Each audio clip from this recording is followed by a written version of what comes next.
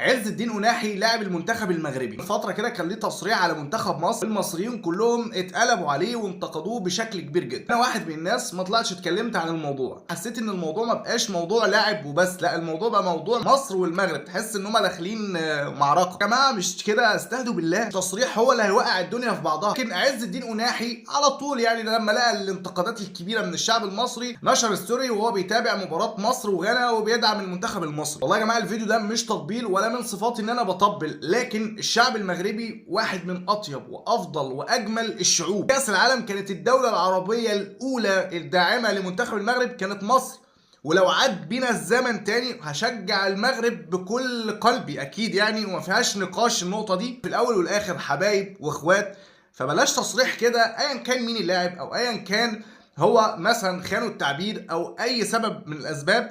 احنا حبايب واخوات يعني، كان بغيكم